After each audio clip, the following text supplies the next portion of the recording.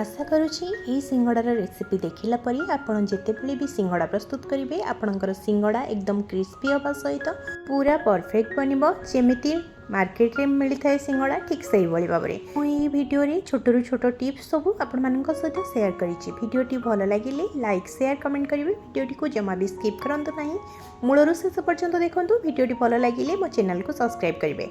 नमस्कार जय जगन्नाथ लिमास किचन को आपण स्वागत मु आज आपण सहित सिंगड़ार रेसिपी शेयर करने जाऊँगी। प्रथमे ये गैस ऑन करी मु गोटे कड़ाई बसई नहीं से अल्प टिके तेल देकी प्रथमे आम ये बादाम को भाजी नवा। प्रथमे मुझे स्टफिंग रेडी कर सिंगड़ा प्रस्तुत करवा। ये देखो से तेल नहीं गोटे चामच पाखापाखि जीरा एवं तापर से अदा और कंचा लंका को छेचिकी से अदा और कंचा लंका आप जमा भी स्किप करेंगे ना। अदा और कंचा लंकार बास्ना एत बढ़िया से स्टफिंग रे सिंगड़ा खाइला बेले बहुत ही बढ़िया लगिबो। एबे तापरे देखंतु सेथिरे देई नेछि पियाज जदि आपण बिना पियाज रसुन बनिया पय चाहउछंती ताले एठी पियाज को स्किप मध्य करि परिबे। मु किंतु एठी पियाज पकई नेछि गोटे पियाज को छोट छोट खंड करिकि काटि नेछि। पियाज टिके भल भाबरे भाजी गला परे सेथिरे मु गोटे गिना आलू एवं गोटे गिना गाजर ता सहित गोटे गिना बीट एवं ता सहित अधा गिना पाखापाखि ग्रीन मटर ए सब को देला परे आमे सेथिरे देइनबा स्वाद अनुसार लूण एवं हळदी गुंड। आपण माने मार्केट रे जते बेले सिंगड़ा खाउतबे सेथिरे केवल आलू एवं ग्रीन मटर स्टफिंग दिया जाय था एवं बादाम रो किंतु आमे एठी सब प्रकार वेजिटेबल नहीं गाजर बीट ये सब वेजिटेबल को देके बनैले स्टफिंग बहुत ही बढ़िया लगी थाए। सिंगड़ार टेस्ट बहुत ही बढ़ी जाए। आपण थरे निश्चय ये भाव में सब वेजिटेबल को पकईकी थरे बनातु देखिए आपन को बहुत ही बढ़िया लगे यार टेस्ट। देखो लुण हलदी देलापर मु भल भाव में गोड़े नहीं किसी समय ये परिवा को सीझापी घोड़े नहीं परिवा भल भाव में सीझी आसला से चाट मसला दबा द्वारा स्टफिंग टिके अधिका चटपटा लगी थाए से मुझे चाट मसला नहीं जाइए गोटे चामच पाखापाखि एबे से भाजिकी रखि प्रथम बादाम को दे नबा। आपण तो सब बेले आलू स्टफिंग रे खाउथिबे किंतु थरे ए भली भाबरे निश्चय ट्राई करंतु छोट पिलाठू बड़ लोक पर्यंत समस्त को खाइबा पई पसंद आसीबो।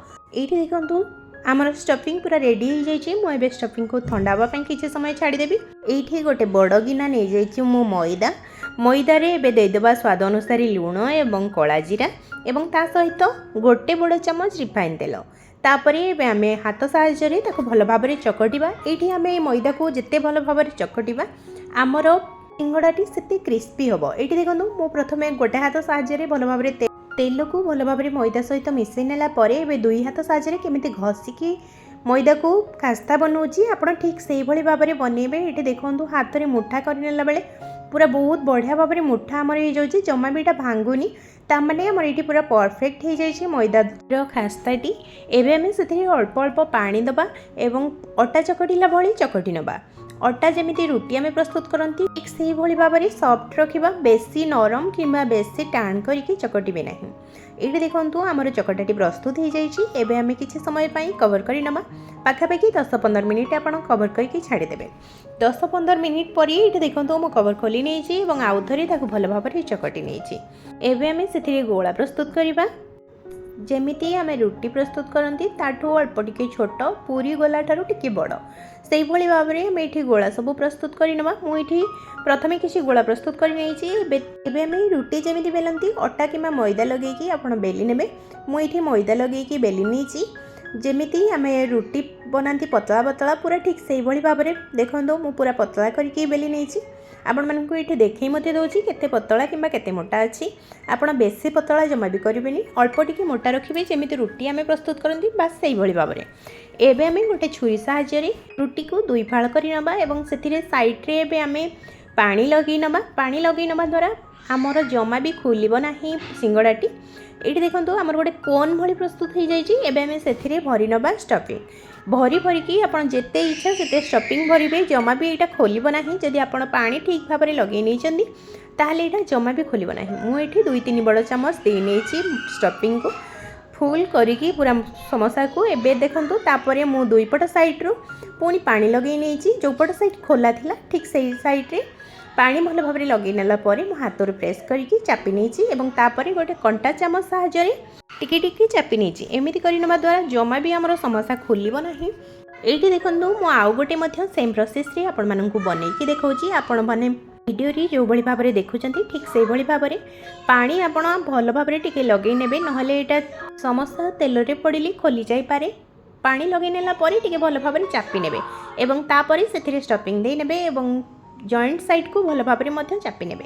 ये देखो मु किछि समोसा तैयारी करि नेछि एवं तापरे इठे तेल गरम करि नेछि। तेल को मु इठे मीडियम गरम रखिछि जमा भी बेसी गरम करिबा नाही काहेकि बेसी गरम करदेले समोसा ऊपर बहुत जल्दी हो किंतु भितर जमा क्रिस्पी हम ना से गैस फ्लेम पूरा लो करी नबा। सिंगड़ा को तेल रे पकई नेला परे किछि समय देखंतु इठी गला परे मो 5-7 मिनिट पर ओल्टे नहीं सब सिंगड़ा को गोटे पट साइड रो टिके कलर आमर आसी गलानी सिंगड़ा रे।